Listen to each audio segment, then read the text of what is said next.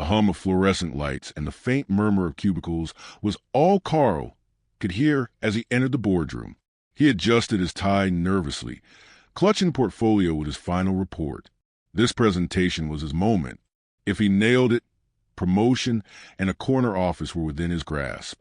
His boss, Mr. Blackwell, stood at the front, his expression a mix of impatience and arrogance, as if expecting to be disappointed. "Carl, let's see what you got." Blackwell's voice was cutting, casual. Carl had learned long ago not to expect much warmth from him. His colleagues, mostly white, looked on passively, their eyes darting between Carl and Blackwell. Carl stood tall, offering a steady smile as he began. The presentation went smoothly at first, but as he detailed the last points, Blackwell cut in. "You've clearly worked hard on this, Carl. It's impressive, but," he paused, eyes narrowing, "I don't think anyone here wants to hear a lecture from, well, someone who doesn't even know how to dress appropriately for a meeting."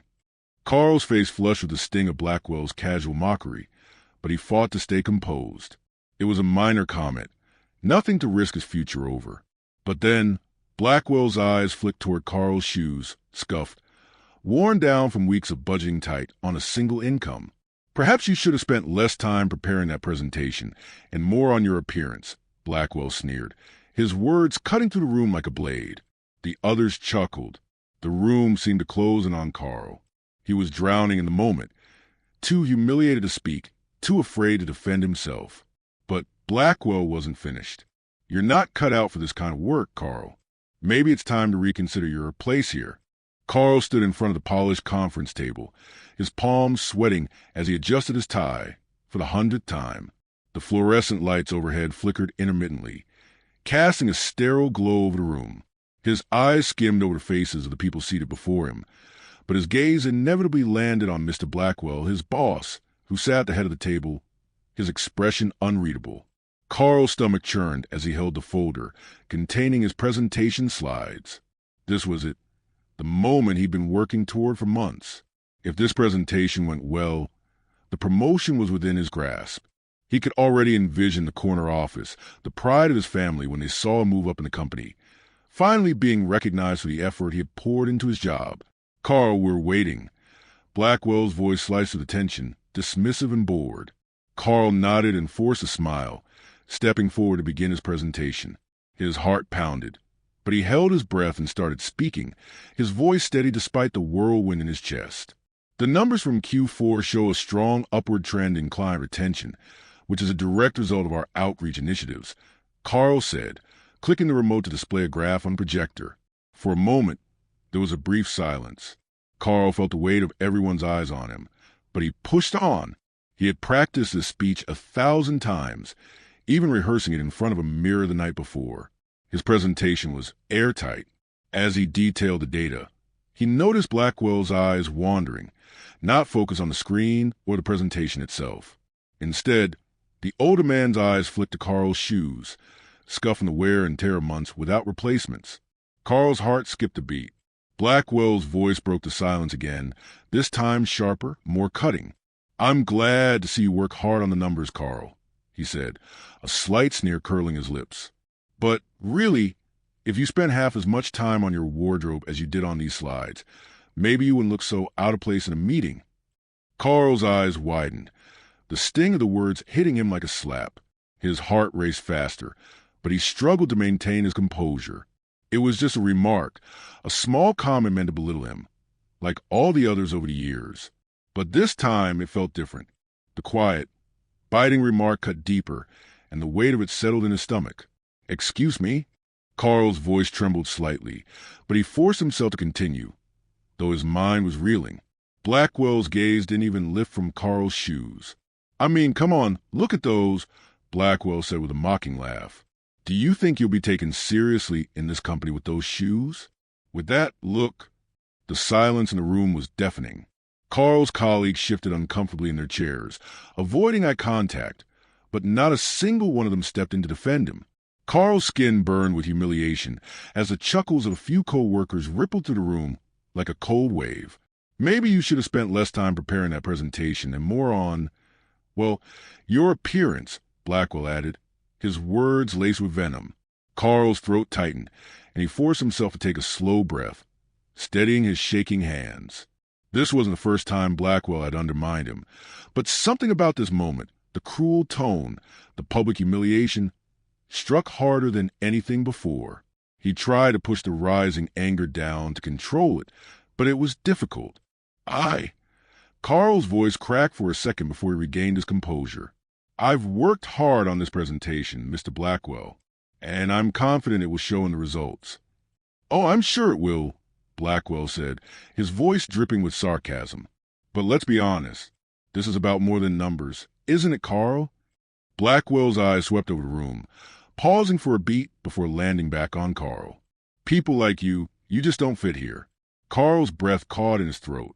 He wanted to argue, wanted to fight back. But Blackwell had a way of twisting words, of taking every weakness and sharpening it into a blade aimed directly at Carl's sense of self-worth. For a moment, Carl felt small. His mind raced with thoughts of quitting, of walking out of the room and never looking back. But something held him there. Perhaps the hope that he could prove Blackwell wrong, that he could rise above it. Or maybe it was a crushing reality that leaving would be admitting defeat. Blackwell's voice broke through Carl's thoughts, his words calculated and dismissive. But it's fine, Carl, he said with a flick of his hand. Just keep doing what you're doing, and maybe someone will take notice. Maybe, if you're lucky. Carl felt the heat of embarrassment rise in his chest, but he forced a smile, nodding as Blackwell moved on to the next topic. The room continued its hum, and Carl finished the meeting, his stomach in knots. As he gathered his things and made his way back to his desk, the weight of Blackwell's words still echoed in his mind. They were only words, after all, but the way they had been said, the public humiliation, the disdain, tore at something deep inside of him. His colleagues avoided his gaze as he sat at his desk, the silence in the office now deafening. He tried to focus on his work, but his thoughts kept circling back to the same place. Blackwell's contempt, the way his shoes had been the target of ridicule, and the unsettling truth that no matter how hard Carl worked, it would never be enough. Carl sat back in his chair, staring at the screen in front of him, but his thoughts were far away. The dream of the promotion, the office, everything he had worked so hard for, felt out of reach now. Was this really the company he had poured so much into? Was this his future? He took a deep breath, pushing the tears that threatened to well up back down. He needed to focus. He couldn't afford to let this moment define him. But the more he tried to push it aside, the more it lingered. Tomorrow was another day. But Carl knew, deep down, it would be another day of the same. Another day of enduring Blackwell's subtle insults, of watching as his hard work was dismissed, of wondering if he was truly valued, or if, like so many others before him, he was just another employee to be overlooked, to be discarded when it no longer served the company's interests. And in that moment, he realized something far more chilling than any insult. The system wasn't broken. It was working exactly how it was designed to. The next morning, Carl woke up to the same feeling of dread that had been clawing at him since the meeting. The sharp sting of Blackwell's words lingered in his mind, echoing in his head like a broken record. People like you just don't fit here. He rolled over in bed, staring at the ceiling, the words pressing down on him like a heavy weight. His alarm clock buzzed, the shrill sound cutting through the silence of his apartment. He groaned, rolling out of bed and reaching for his phone. A message from Marcus popped up. "Yo, man, you good?" Carl typed a quick response, the screen glowing in the dark of his bedroom. "Yeah, just tired." But Carl wasn't just tired. He was drained, emotionally, mentally. His entire body felt like it was running on empty. He'd been here before, sitting at his desk, staring at the screen, his hands hovering over the keyboard, not sure what to type next. Today, though, it wasn't the presentation that made him feel like he was drowning. It was the aftershocks of the meeting. Blackwell's words hadn't just humiliated him. They had shattered something deep inside. He grabbed a quick breakfast and dressed in a plain shirt and slacks, forcing himself to look professional despite the way his heart was beating erratically. As he stepped into the office building, the usual sounds of footsteps and chatter greeted him. The atmosphere felt suffocating. Carl's colleagues were already gathered around the coffee machine, their voices low. their words quick and careful as they exchanged morning pleasantries. No one dared make eye contact with him. He walked past them, trying to ignore the tight knot forming in his stomach. The silence was thick, heavier than usual, as if the air itself was holding its breath. Carl made his way to his desk, trying not to look at Blackwell's office across the hallway. His boss was probably already seated at his desk, reviewing reports, preparing for the next round of dismissals. Carl didn't know if he could bear another encounter, another moment of ridicule. But as he sat down at his desk, he knew one thing for sure. Something had shifted inside him. He couldn't keep pretending this was normal. The morning dragged on, the clock ticking slowly, painfully. Carl's co-workers came and went, their voices muffled as they spoke in hushed tones. But no one approached him. Not a single person said anything about the meeting. He wondered if they were afraid to acknowledge what had happened, or if they were just too tired of the same drama that had played out for years. Carl wasn't sure which hurt more. At lunch, Marcus finally called him. Carl picked up the phone immediately, desperate for some kind of connection. "You good, man?" Marcus asked, his voice thick with concern. "I don't know," Carl muttered, leaning back in his chair. "I don't think I am. Yesterday, everything just hit me. Blackwell, the way he treated me in front of everyone. It's like I'm invisible here. Like no matter how hard I work, it doesn't matter. You know it's not you, right?" Marcus said, his tone trying to be reassuring. "This shit has been happening for years. This place isn't built for people like us, Carl. You can't keep trying to make them see you. It's not going to happen." Carl exhaled deeply, staring out the window at the gray sky. He felt the weight of Marcus's words, but they did little to ease a heaviness in his chest. "Yeah, I get that. But I've been here for 5 years, Marcus. I've been busting my ass for this company. I'm just tired of being overlooked, tired of working my ass off and getting nothing in return but more disrespect." "I get it," Marcus said quietly. "But you gotta ask yourself, man, how long are you gonna take this shit? How long before it breaks you?" Carl didn't have an answer to that. He wasn't sure how much longer he could stand it. He wasn't sure if he had the strength to keep going. After the call, Carl couldn't shake the feeling of suffocation. The walls of the office seemed to close in on him, his cubicle a constant reminder that he was a cog in a machine that didn't care about him. The thought of being stuck here for another 5 years, working in the shadows of people who barely acknowledge his existence, made him feel sick. As he worked through the afternoon, the usual chatter and noise in the office started to pick up, but Carl was too distracted to notice. His mind kept drifting back to the conversation he had overheard in the break room earlier that week. There had been talk of a new promotion, a new position opening up at the senior level. Carl had been hopeful, thinking that perhaps this would finally be his chance. But then the whispers had started. He hadn't been included in any of the discussions. No one had told him about the opening. No one had asked for his input. He'd found out from an email late last night, an email that mentioned promotion was going to someone else, someone younger, someone with a brighter future. It wasn't even subtle. Carl had felt a wave of humiliation flood over him as he realized he wasn't even considered for the role. His phone buzzed again. Another email from HR, another task that he needed to complete for an upcoming review. He opened it, not expecting anything other than more busy work. But the email wasn't about the review. It was about him, his performance, his attitude, and how he needed to improve if he wanted to stay in good standing with the company. His stomach turned. Carl stared at the screen for a long moment, reading and rereading the words. Improve his attitude? Hadn't he been nothing but professional? Hadn't he shown up every day, been a model employee? What did they want from him? How much more could he give before he snapped? The thought of confronting Blackwell, of demanding answers, lingered in his mind. But deep down, Carl knew that wasn't a solution. Blackwell didn't care about his explanation, his frustrations. He didn't care about the years of loyalty Carl had poured into this company. The truth was simple. In Blackwell's eyes, Carl wasn't even worth considering. He was just a black employee, an afterthought. Carl took a deep breath and stood up from his desk, his decision clear. The longer he stayed in this toxic environment, the more it would eat him alive.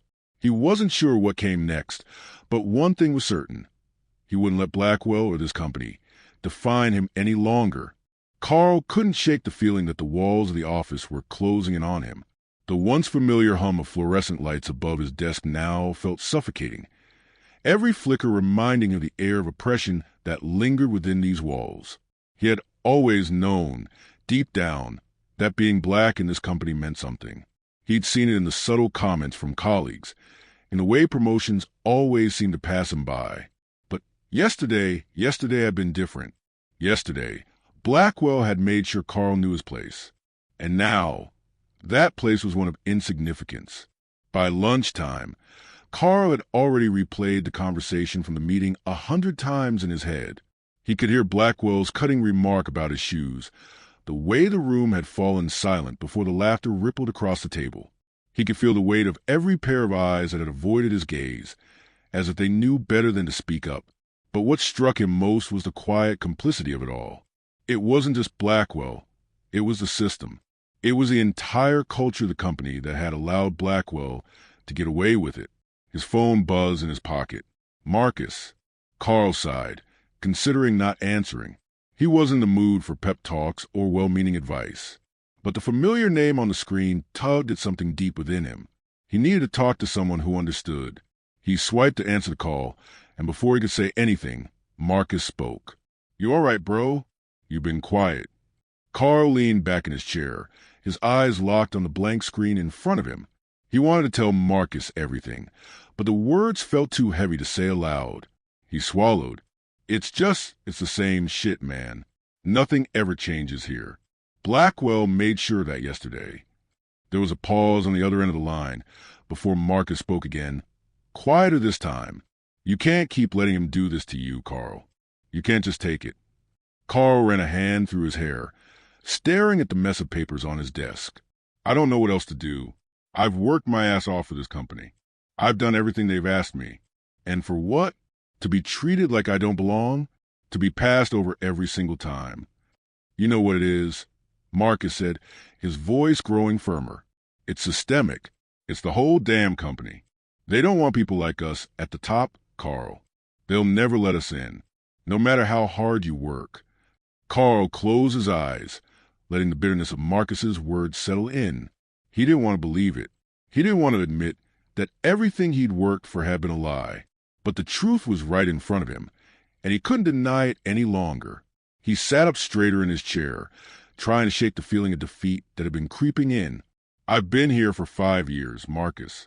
5 years of proving myself. And now this? Now I'm invisible? I can't just walk away from all that." "You don't have to walk away, Carl," Marcus said, his tone softer now. "But you do have to do something. You need to stand up for yourself. They need to know this shit is not okay." Carl bit his lip, feeling a flicker of something, a spark of defiance that had been smoldering beneath the surface for too long. "You're right. I can't keep letting them treat me like this." The conversation ended soon after, but Carl's mind was spinning with new thoughts. He couldn't let this go. He couldn't just keep working under Blackwell's thumb, letting every little slight slide off his back. He needed to do something, anything, that would show Blackwell and the company that they couldn't treat him this way anymore. That afternoon, Carl found himself sitting in the break room, his lunch forgotten on the table in front of him. His mind raced through his options. He could file a complaint with HR, but he knew that would only lead to more harassment, more whispers behind his back. It wouldn't change anything. What if he confronted Blackwell directly? He could go into Blackwell's office, demand an explanation, and put everything on the table. The thought of standing up to him, of saying everything he kept buried inside for years, gave Carl a rush of adrenaline. But the risk was too high. What if it backfired? What if it cost him his job? He couldn't afford to make a move that would end his career. But there had to be something he could do. Carl stood up abruptly, his decision made. He walked to his desk, grabbed his bag, and checked the time. It was nearly the end of the day, and the office was starting to empty out. He needed to go home and think this through, to plan his next step carefully. But as he gathered his things, he overheard something that stopped him in his tracks. 2 of his colleagues, Adam and Sarah, were talking in the hallway. They were speaking in hushed tones, but Carl could still hear the words. I heard they're considering Jeremy for the promotion, Sarah said, her voice low. You know, the one they've been talking about for weeks. Jeremy? Adam replied, but he's barely been here a year. And doesn't he still report to Carl? Yeah, Sarah said, her voice dripping with contempt. But it doesn't matter, does it? They want someone they can control. Someone who knows their place. Carl's heart sank. He didn't need to hear any more. He knew exactly what was happening. Jeremy, a younger, less experienced colleague, was getting the promotion Carl had worked so hard for. It wasn't because Jeremy was more qualified. It was because Jeremy fit the mold that Carl would never be able to fit. His fists clenched as the anger bubbled to the surface. He had been passed over, disrespected, and silenced for too long. And now they were taking the promotion, the one thing he had been working toward, and giving it to someone else, a token. Carl stood frozen in the hallway for a long moment, the weight of the realization crushing him. He had no choice now. He couldn't stay in this place any longer. But before he left, before he walked away from this toxic environment, he would make sure that everyone knew exactly what Blackwell and the company had done. They would know the truth. Carl walked back to his desk and pulled out his phone, his fingers trembling as he typed the words that would set everything in motion. I'm done playing by their rules. Carl barely slept that night. His mind was a whirlwind of thoughts, each one more desperate than the last. What had happened in the meeting, the conversation in the hallway. Everything seemed to be crashing down on him all at once. He had spent years trying to prove himself, trying to stay above the fray, trying to do things the right way. But the truth had become undeniable. The system was rigged, and no matter how hard he tried, he would never be given a fair chance. He stood before the mirror the next morning, staring at his reflection. His tie was slightly crooked, his shirt, though freshly ironed, still felt tight around his chest. He looked exhausted, worn down. But there was something else there now, a hard edge in his eyes, a glint of defiance that he hadn't seen in years. He wasn't just going to roll over and take it anymore. Carl arrived at the office early, his mind made up. He didn't want to waste time or give anyone the opportunity to silence him. He had one goal: to confront Blackwell, to demand the respect he deserved, and to call out the injustice he had silently endured for so long. When he walked to the office doors, he noticed the usual shuffle of people huddling at their desks, trying to act like everything was normal. The air was thick with the usual undercurrent of tension, the unsaid things, the hidden prejudices, the casual cruelty that always lingered beneath the surface. Blackwell's office door was shut, but Carl knew it wouldn't stay closed for long. He walked over to the door, his pulse quickening, and knocked sharply. "Come in." Carl pushed the door open and stepped inside, standing tall despite the anxiety twisting in his gut. Blackwell was seated behind his large, imposing desk, his back to Carl as he flipped through papers. Carl stood there for a moment, just watching, feeling the weight of the moment. Blackwell didn't acknowledge him at first, his focus entirely on the paperwork in front of him. Carl's chest tightened. This wasn't going to be easy, but he couldn't back down now. "Mr. Blackwell," Carl said, his voice steady but firm, "I need to speak with you." Blackwell turned in his chair, his eyes narrowing as if he were only just noticing Carl's presence. "Oh, about what?" "I thought you were too busy preparing your presentation yesterday." He smirked, his tone dripping with sarcasm. Carl's jaw clenched, but he refused to let the jab distract him. He had a purpose now. He wouldn't let Blackwell see him flinch. "I'm done with the games, Mr. Blackwell," Carl said, his voice gaining strength. "I'm done pretending that things are okay when they're not." Blackwell raised an eyebrow, amusement dancing across his features. "What's this? A lecture from you now?" His voice was dripping with condescension. "No," Carl said, taking a step forward. "It's a demand for respect, for fairness. I've worked my ass off for this company, for you, and every time I put in the effort, every time I show up and do my job, you and everyone else in this office find a way to undermine me. Yesterday, that was the last straw." Blackwell's smirk faltered, but only for a moment. "What are you talking about?" he said dismissively. "You've always had a job here. You've always had an opportunity to prove yourself. And you've done that, haven't you?" "Prove myself." Carl's voice rose, the anger seeping through his carefully controlled exterior. "What does that even mean, Mr. Blackwell? I've done everything you've asked me. I've put in the time. I've given my best, and you still treat me like I'm not good enough.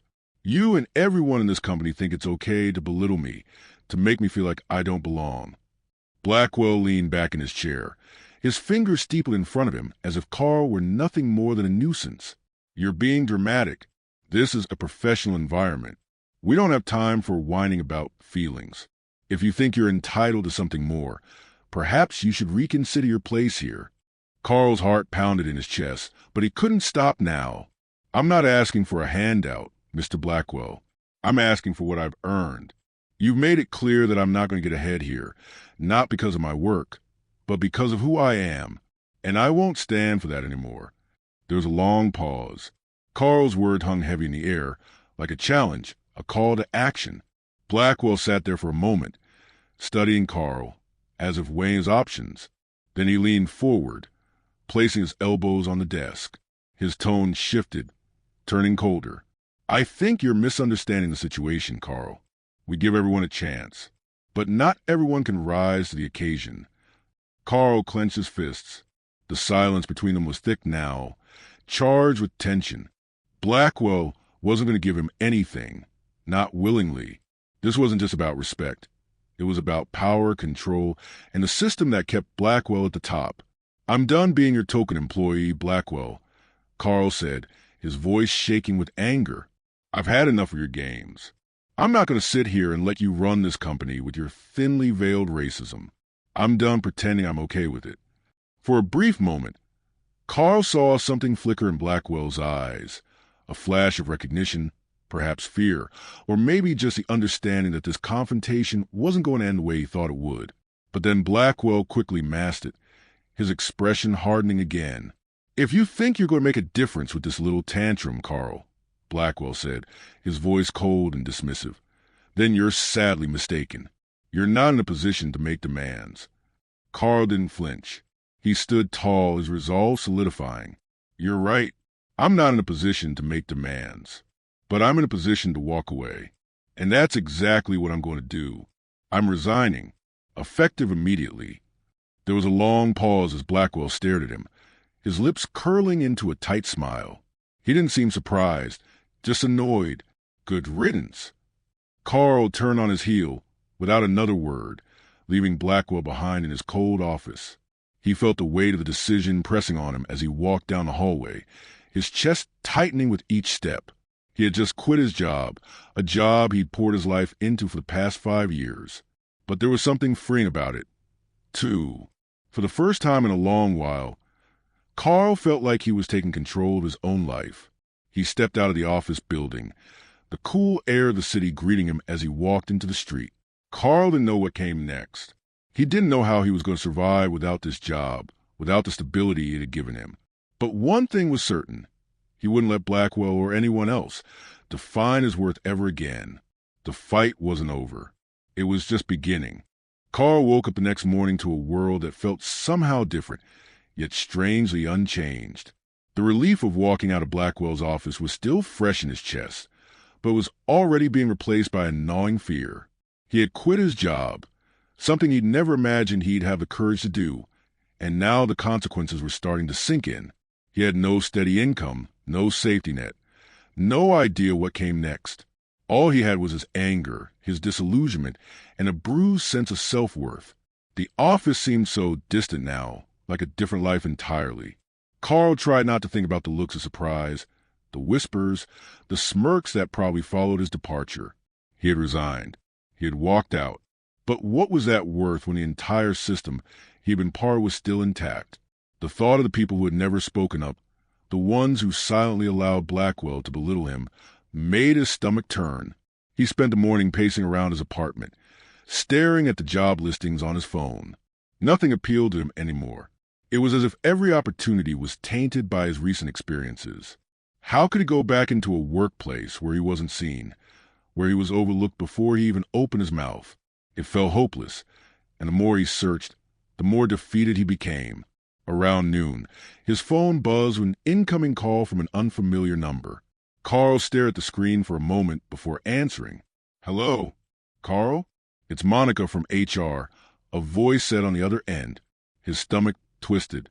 Monica, the head of HR, had always been cordial to him, though Carl had never trusted her fully. She was Blackwell's ally. He didn't want to deal with her.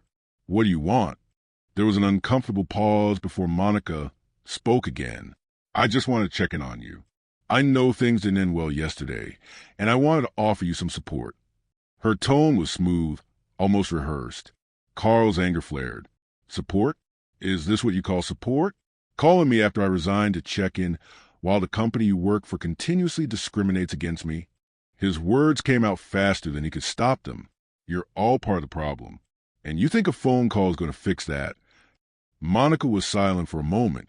Carl, I'm not calling to defend the company. I'm just trying to offer some resources. There's a legal team you can reach out to, and we can help you with unemployment benefits. I don't want your resources, Carl snapped. I want accountability. I want to see Blackwell pay for what he's done. I want this company to change. Monica sighed. I understand you're angry, Carl, but attacking the system won't help you get what you need. You need to focus on your future, not on trying to tear down the past. Carl felt his blood boil at her words. I'm not the one who needs to change, Monica. You're all complicit in this, and I'm done playing along with your lies. With that, Carl hung up the phone, his hand shaking. He stared at the device in his hand, feeling the weight of the conversation settle over him like a fog. Monica's call had been nothing but empty words, an attempt to pacify him, to silence him. It was clear now that the company would never take responsibility for its actions. It was up to him to make them listen. The rest of the day passed in a blur. Carl didn't know how to fill the emptiness left by his resignation. He spent the afternoon aimlessly scrolling through social media, looking for any sign that he wasn't alone in his fight. He read posts from other employees, some who had left similar companies, others who had been pushed out by bosses like Blackwell. It was both comforting and infuriating to know that he wasn't the only one fighting these battles. But Carl couldn't stop wondering. If everyone felt this way, why was nothing changing? The next few days dragged on, each one bleeding into the next, filled with a mix of dread and determination. Carl started reaching out to other former colleagues, those who had left or been forced out over the years. He needed to know their stories. He needed evidence. Something that could show that Blackwell's treatment of him wasn't an isolated incident. He wanted to expose the company for what it really was. It wasn't long before Carl got a message from Jeremy, the very person Blackwell had promoted instead of him. He hesitated for a moment before opening the message. Hey, Carl. I know this is probably the last person you expected to hear from, but I wanted to apologize for how things went down. I didn't want to take that promotion at your expense. Blackwell's been pressuring me, and I feel guilty. I'm not sure what you're planning, but if there's anything I can do to help, let me know. Carl's jaw tightened. He wasn't sure how to respond. On one hand, Jeremy's message seemed genuine. On the other hand, Carl knew the game Blackwell had been playing. Jeremy had been complicit in it, whether he realized it or not. He couldn't just forgive him that easily. But something in Carl's gut told him to respond. I appreciate you reaching out, Jeremy. I'm not sure what's next, but I'm fighting for the truth. Blackwell's been running this place for too long, and it's time someone took him down. Jeremy replied almost immediately. If you need any support, let me know. I'm with you. Carl sat back in his chair, processing the exchange. He didn't trust Jeremy completely, but the fact that he had reached out at all meant something. Maybe, just maybe, there were cracks in the foundation. Maybe there were more people who had seen the truth but had been too afraid to speak out. Later that evening, Carl met up with Marcus at a local bar, the familiar hum of conversation and clinking glasses grounding him in the chaos of his emotions. You hear from anyone else? Marcus asked, his voice steady but concerned. Carl nodded, taking a long sip of his beer. Yeah, I've started reaching out to some of the others. The more I hear, the more I realize that Blackwell's not just a problem for me. He's a problem for everyone. Marcus leaned forward, his eyes narrowing. So, what are you going to do about it? Carl met his gaze, a fire igniting in his chest. I'm going to expose him. This whole company, this whole system, it's time for it to fall. I won't stop until Blackwell pays for what he's done."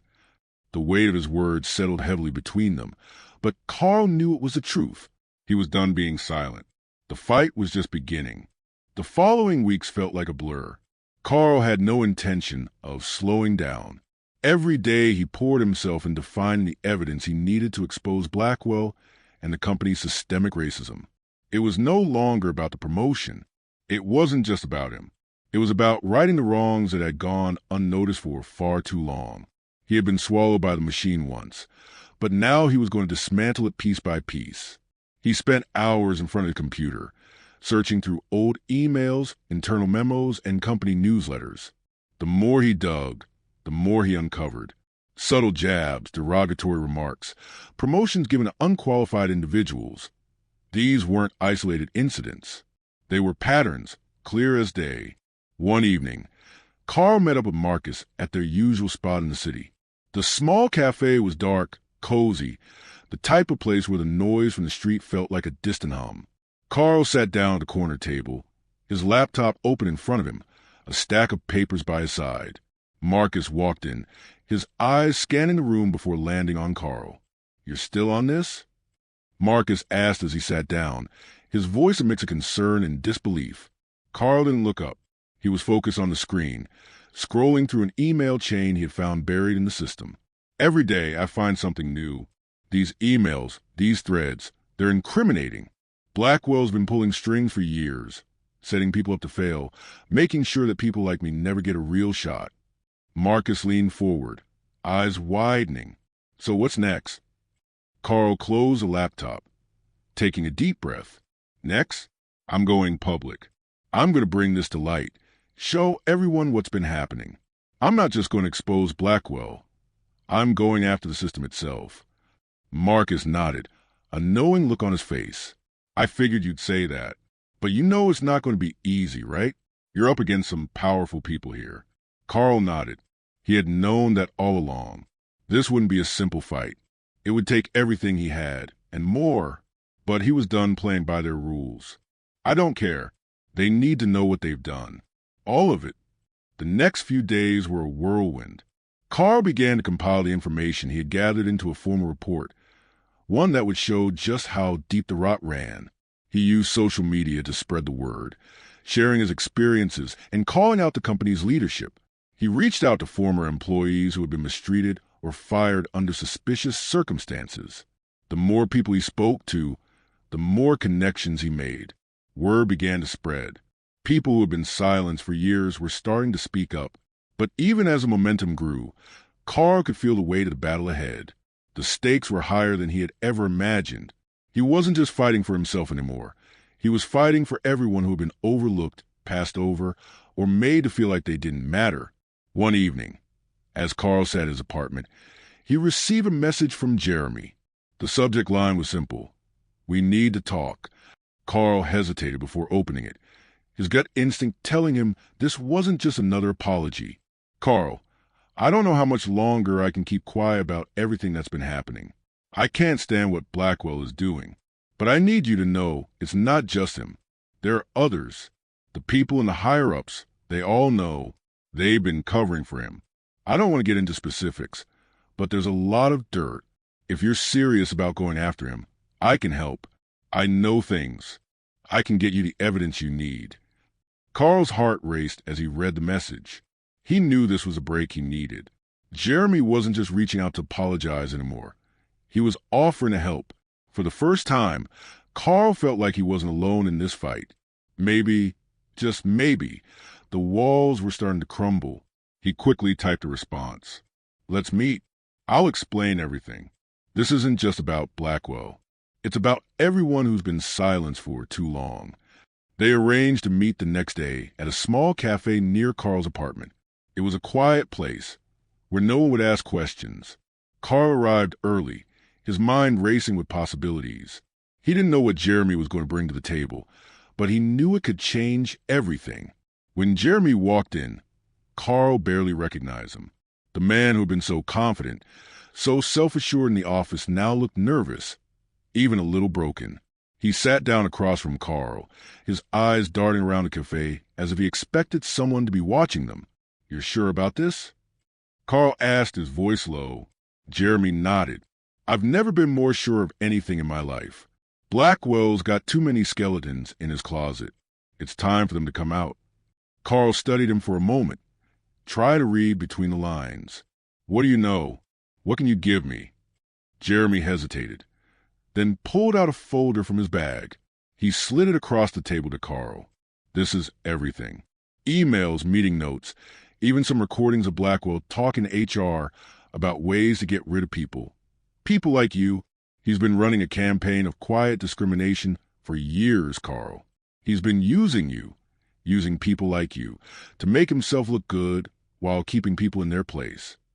Carl's fingers trembled as he opened the folder. His eyes scanned the documents, the evidence staring back at him, irrefutable. His chest tightened. This wasn't just about Blackwell. It was about a system that had been enabling him, protecting him for far too long. As Carl looked at the papers, he felt a mix of disgust and determination. He had what he needed. Now there was no going back. He looked up at Jeremy, who was watching him closely, his face serious. "We do this together," Carl said quietly. Jeremy nodded. Together? The days that followed were a blur of frantic activity. Carl and Jeremy spent every waking moment organizing the damning evidence they had gathered, emails, audio recordings, meeting notes, everything they needed to prove the deep-rooted corruption within the company. It wasn't just Blackwell. It was the entire system, one that had perpetuated systemic racism for years under the guise of professionalism. Carl's apartment became their makeshift headquarters. They worked long hours, barely stopping to eat or sleep, determined to expose the truth. Jeremy had come through. He had brought the smoking gun, the proof that Carl had been looking for all along. But there was still so much to do. They had to be careful, precise. One wrong move, one misstep, and Blackwell would come for them. They knew they were playing a dangerous game. Carl felt the weight of it all, the pressure, the anxiety. His hands shook as he reviewed the files again, but there was no turning back now. He was committed. They both were. "You ready for this?" Jeremy asked, looking up from a laptop where he was typing furiously. Carl hesitated, running a hand through his hair. "I don't know if I'm ready, but I don't think we have a choice. If we don't do this, then nothing will change. It'll just be another day of people like us being overlooked and silenced." Jeremy nodded, understanding the gravity of the situation. "It's not just about us anymore. It's about everyone who's been pushed down, everyone who's been ignored. This is bigger than us." Carl's phone buzzed, interrupting the moment. He grabbed it, glancing at the screen. It was a message from Marcus. "Carl, are you sure about this? You're not just exposing Blackwell. You're exposing the whole company. They have power, and they'll come after you. Think about your future." Carl stared at the message, a knot forming in his stomach. Marcus was right. There was no turning back. The fight he was about to wage would change everything. It wasn't just about getting justice for himself. It was about standing up to a system that had been built on oppression. But was he ready to risk it all? He typed a quick reply. "I'm in. I have to do this. For everyone who's been silenced." He put the phone down, feeling the weight of the decision settle in his chest. His future wasn't certain anymore, but one thing was clear. He couldn't let Blackwell or the company's corrupt system thrive. Not after everything they had done to him, to others like him.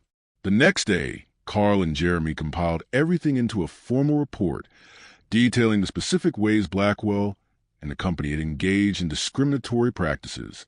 They had emails where Blackwell mocked employees for their appearance, recording of HR discussing ways to subtly push black employees out of the company, and meeting notes where Blackwell had explicitly stated that people of color would never rise to the top unless they fit the mold. They had everything they needed to tear down the structure that had kept Carl and countless others trapped. But Carl knew they couldn't just send it to the press. That would be too easy, too predictable. No, they needed a bigger platform.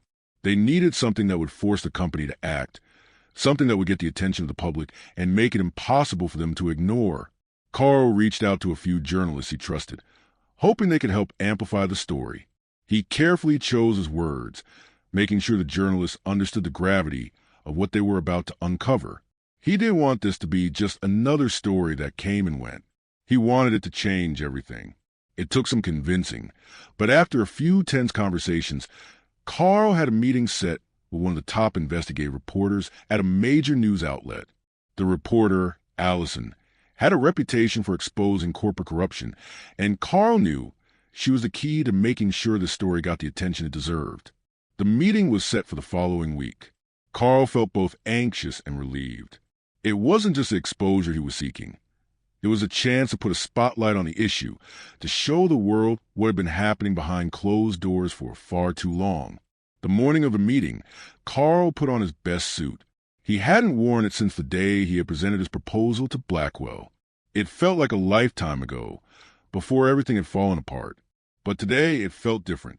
He wasn't doing this for Blackwell or for any of the higher-ups at the company. He was doing this for himself, for the people who had been silenced and overlooked. He arrived early, meeting Allison outside the cafe where they had agreed to meet. She was already seated at a corner table, a laptop open in front of her. She looked up as Carl approached, offering a slight nod. "Carl, right? Thanks for meeting with me. I've heard bits and pieces, but I'm looking forward to hearing your side." Carl nodded, taking a seat across from her. "Thanks for taking this seriously. What I'm about to tell you isn't just a story. It's about exposing the truth. It's about bringing down a system that's been in place for far too long." Allison raised an eyebrow, intrigued. "I'm listening." Carl spent the next hour outlining everything he had uncovered, carefully walking Allison to the evidence, explaining how Blackwell's actions weren't isolated. They were part of a larger pattern, one that had been happening at every level of the company. He showed her the emails, the recordings, the notes. Allison's expression grew more serious with each passing minute. She didn't interrupt, but Carl could tell she was processing everything. When he finished, there was a long silence. Allison closed her laptop and leaned back in her chair. "This is big," she said quietly. "I've covered corporate corruption before, but nothing like this. It's systemic. It's not just Blackwell. It's the entire company, the entire industry. People need to know about this." Carl nodded. "That's why I'm doing this. I'm not just fighting for myself. I'm fighting for everyone who's been silenced, for everyone who's been pushed aside because they didn't fit the mold." Allison's eyes softened, and for the first time, Carl saw a glimmer of hope. "We'll get this out there. You've got the evidence. Now it's time to expose them for what they are." By the end of the week, Carl's story hit the headlines. The expose made waves. The documents went public, and the company was forced to respond. Blackwell's reputation was shattered, and the legal team was scrambling to contain the fallout. For the first time, Carl felt like he had power. For the first time, he saw real change on the horizon. But as the media frenzy continued, Carl couldn't help but feel the weight of the battle ahead. This was just the beginning. The fight for justice wasn't over. But for the first time in years, he was ready to face whatever came next. The chaos that followed the release of the expose was unlike anything Carl had imagined. The media coverage was intense, with news outlets across the country picking up the story. Headlines blared. Corporate corruption exposed, a fight for justice in the workplace, and black executive blasted for systemic racism. But the scrutiny wasn't just on Blackwell. It was on the company's entire management structure. Investors pulled their support. Employees started to speak out, and the walls that had protected Blackwell for so long were beginning to crumble. Carl watched it all unfold from his apartment, his phone buzzing with messages from former colleagues, friends, and even strangers. Some congratulated him for his courage. Others expressed relief that someone had finally stood up to the oppressive culture at the company. But as the story spread, Carl began to realize something else. This wasn't just about him anymore. This was a movement, and it was bigger than anything he could have predicted. The company was forced to hold a press conference in response to the revelations, and Blackwell's face was plastered all over the news. But Carl could see through the carefully crafted statements and rehearsed expressions. Blackwell wasn't sorry. He wasn't ashamed. He was angry, defensive, and trying desperately to keep his empire intact. Carl, on the other hand, felt something different. He felt a sense of satisfaction, But it was fleeting. The weight of the fight had only just begun. Blackwell wouldn't go down quietly. He wouldn't let go of his power without a fight. One evening, as Carl sat with Marcus in their usual cafe, the tension in the air was palpable. Marcus had been his rock through all of this, but even he could sense that things were escalating. "They're coming for you, Carl," Marcus said, his voice low, his eyes scanning the room nervously. "Blackwell's not going to let this slide. You know that, right?" Carl met his gaze. "I know, but I don't care. This has gone beyond me. It's about everything we've been through, everything we've had to endure just to survive in this kind of environment. If I let him off the hook, if I back down now, it'll all be for nothing." Marcus was silent for a long moment, chewing on his words. Finally, he spoke again, his tone more cautious. "But you're risking everything, man. Your career, your future. Blackwell's got connections, and this will come back to haunt you in ways you don't even see yet." Carl clenched his fists, feeling the weight of those words sink in. He knew the risks. He had calculated them 100 times over. But something inside him had shifted. It wasn't just about exposing Blackwell. It was about making sure this never happened again. "If I don't do this," Carl said, his voice steady, "then nothing will change.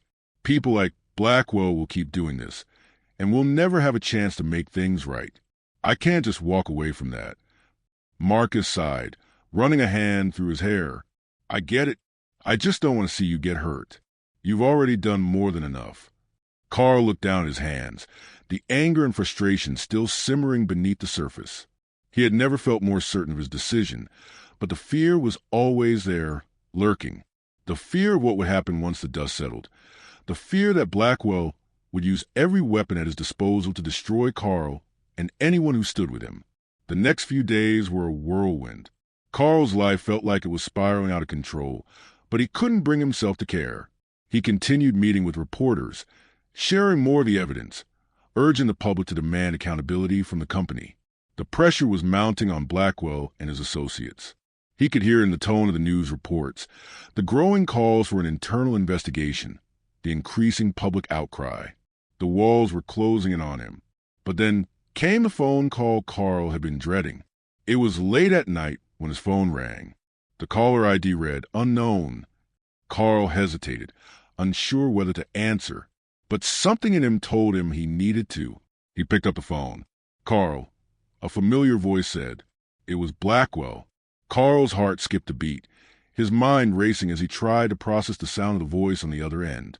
Blackwell's tone was low and smooth, but there was an underlying venom in it that Carl could sense immediately. "Blackwell," Carl said, his voice calm but firm. "What do you want?" "I think you know what this is about," Blackwell replied. "You've made your little crusade public. You've stirred up enough trouble for me and my company. But let me make one thing clear.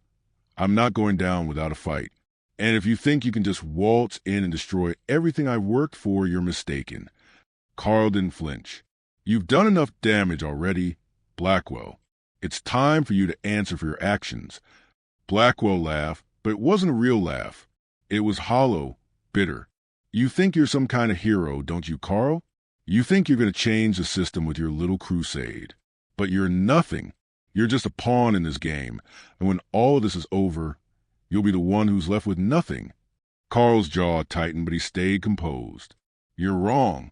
I'm not a pawn, and I'm not scared of you." There was a long pause on the other end, and Carl could almost feel Blackwell's fury building. "You'll regret this," Blackwell said, his voice laced with malice. "You'll regret crossing me." Carl hung up the phone without another word. The air felt heavy in his apartment as he sat there, staring at the phone in his hand. He knew the threat was real. Blackwell would do whatever it took to protect his empire. But Carl was no longer afraid.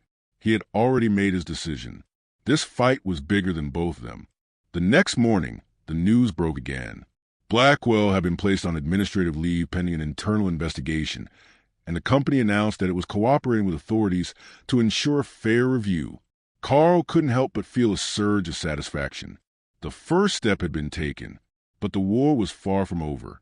Carl had exposed the truth, but now he had to ensure that the system would be forced to change. This was just the beginning. The reckoning was coming, and Carl would be there to see it through. Carl hadn't anticipated the weight of the aftermath. Though he had succeeded in exposing Blackwell's corruption, the toll it had taken on him was undeniable. The company, in the wake of the expose, had been forced to make public statements, issue apologies, and promise reforms, but Carl knew better than to believe their words. The press conference where Blackwell had been officially suspended didn't feel like victory. It felt like the beginning of a new battle. The fallout from the scandal was immediate and intense. Blackwell, once an untouchable figure, was now a subject of scorn, his reputation irrevocably tarnished. But Carl knew that Blackwell wasn't going down without a fight. The ex-CEO had already begun making plans to fight the allegations in court, and Carl's exposure to systemic racism at the company had made him a target. Carl couldn't escape the feeling that Blackwell would do everything in his power to destroy him now. Despite the whirlwind of media coverage, Carl stayed mostly out of the public eye. He wanted to focus on ensuring that the systemic issues within the company would not be swept under the rug. But even as he worked tirelessly to keep the story alive, there was a part of him that longed for peace, longed for a moment where he could finally breathe without the suffocating pressure of everything he had exposed. But peace didn't come. Carl began to feel the strain in his bones, the exhaustion that comes with being a whistleblower. The news of Blackwell's suspension had stirred up a storm of emotions, anger, frustration, but also a sense of achievement. For once, he had broken the silence. For once, he had brought the truth to light.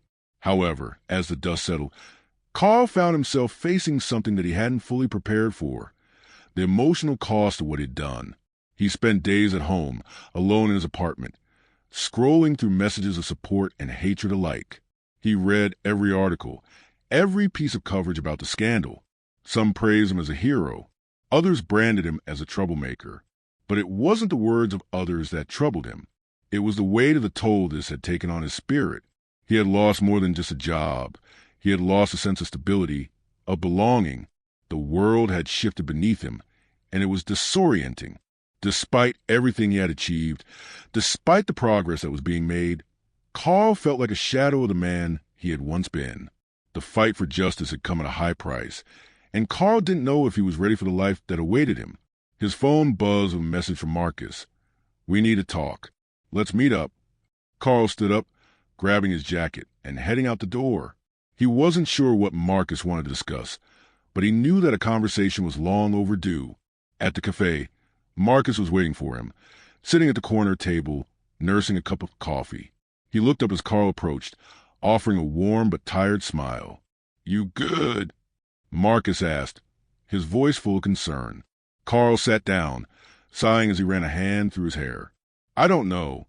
I thought this would feel like victory, but it doesn't. It's exhausting. I've been fighting so hard for something that felt so right, but now I'm questioning if it was worth it." Marcus nodded sympathetically. "I get it. You did what needed to be done. But this whole thing, it's bigger than what you expected. You're not just fighting one man. You're fighting an entire system, and it's not going to be easy to walk away from that." Carl leaned back in his chair, feeling the weight of Marcus's words settle in. "I knew it was going to be tough, but I didn't know how much it would take out of me.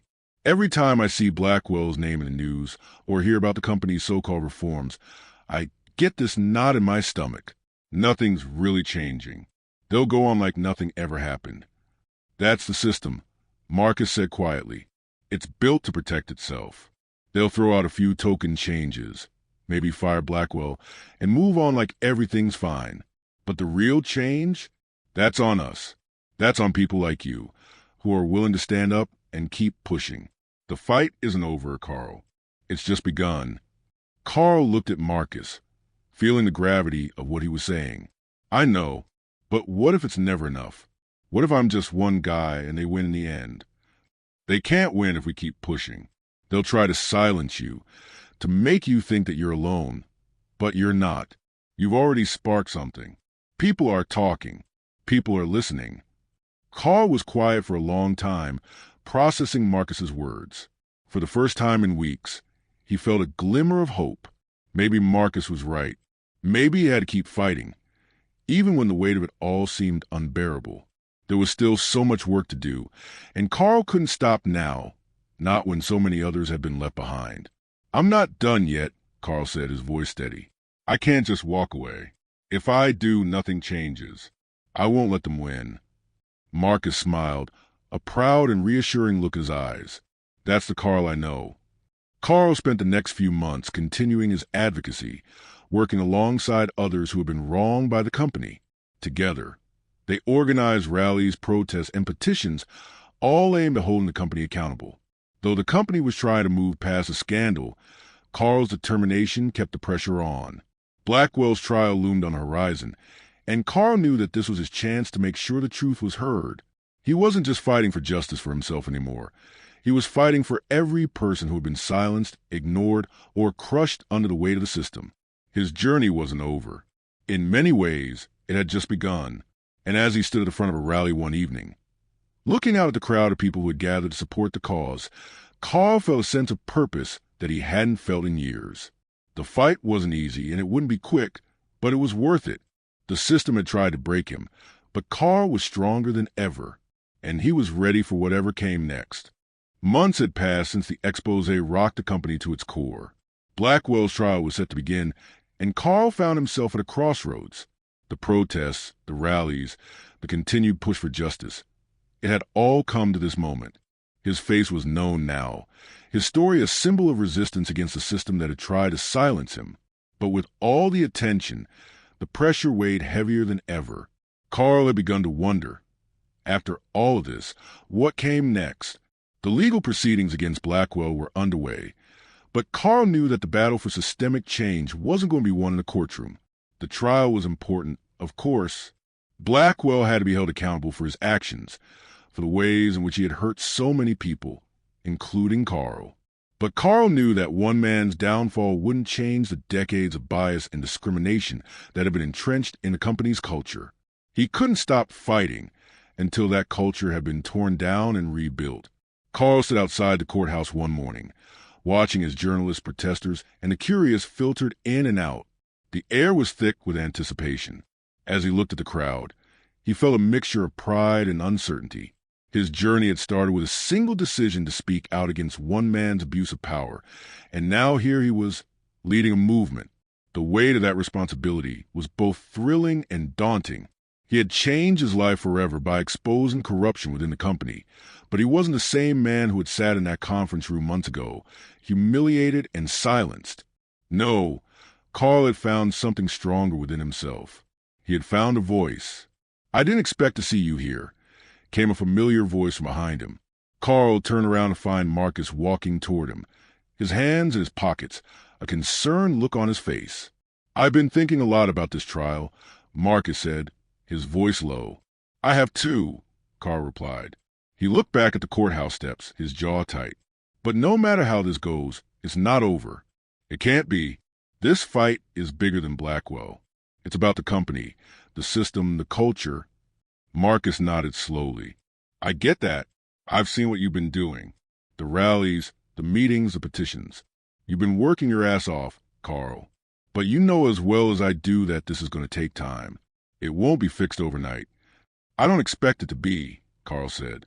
"But it has to start now. Someone has to be the first to stand up, even if it costs them everything. I'm not going to sit back and let this happen again to someone else." The weight of Carl's words hung in the air for a moment. Marcus watched him, the concern in his eyes still evident. "You're right," he said finally. "But you got to take care of yourself too, man. You've been through a lot. You're doing the right thing, but don't lose yourself in the process." Carl felt a tightness in his chest at those words. He had been so focused on the fight, on bringing justice to others, that he had neglected to think about himself. He hadn't had time to grieve, to process the trauma of it all, the constant pressure, the sleepless nights, the weight of being the symbol of resistance. It had all taken a toll on him. "I know," Carl said quietly, his voice softer now. "I'm trying, but I don't know how to stop." "You don't have to stop," Marcus said, his voice firm. "But you got to pace yourself. You've already done more than most people would even dare to dream. Just don't forget that you deserve peace too." Carl let out a slow breath. Marcus was right. He couldn't keep fighting if he wasn't taking care of himself. But the fight, still called to him. He had made a commitment, not just to himself, but to all the people who had been ignored, silenced, or harmed by a system that never cared about them. Weeks later, the trial came to an end. Blackwell was convicted on multiple counts of discrimination, harassment, and abuse of power. His fall from grace was swift and brutal. He lost everything: the company, his wealth, his reputation. The public outcry was deafening, and though Carl felt a sense of vindication, the emotional toll of it all remained. He had won the battle, but the scars of the war lingered. In the aftermath of the trial, Carl returned to the cause that had fueled him: fighting for systemic change in the workplace. The company had promised reforms, but Carl knew that they were just words unless real, lasting change happened. He couldn't rest until he saw it through. He spent the next several months working with organizations that specialize in workplace equality, helping to shape policy changes that would ensure future generations of employees wouldn't have to face the same struggles he had. He spoke at conferences, wrote articles, and even consulted with legal teams to create new protocols for companies to follow in order to combat racial bias and discrimination. Despite the progress, Carl continued to feel the weight of what he had lost. The friendships that had been severed, the relationships that had fallen apart, the quiet nights alone in his apartment. Everything he had sacrificed for this cause left him feeling exhausted. The work was important, but it came at a cost he hadn't fully understood until now. One evening, as Carl sat on his balcony, watching the sun dip below the horizon, his phone buzzed again. Another message. He didn't need to look at it to know who it was from. Marcus, I know you're busy, but how about dinner tomorrow? Just you and me, no politics. Let's talk about something other than all this, all right? Carl smiled, his heart lifting at the thought of his friend. He typed back, I think that sounds perfect. It's been too long. As Carl put down his phone, he realized that even though the battle had been long and hard, he had not been alone. Marcus, his family, the supporters he had gained along the way, they were his foundation, his strength. They had all made this fight possible. Carl was tired, but he wasn't done yet. The fight for change was far from over, and he would continue it, not because it was easy, but because it was necessary. He wasn't just fighting for his own peace. He was fighting for everyone who had been told that they didn't belong, that they weren't good enough, that their voices didn't matter. And as Carl looked out over the city skyline, a sense of peace washed over him. He had come a long way, and there was still so much more to do. But in this moment, he allowed himself a brief respite. He had taken down a giant, and now he was ready for the next chapter. The fight was far from over, but Carl had found his purpose. And with it, he had found a sense of hope that he hadn't known in years.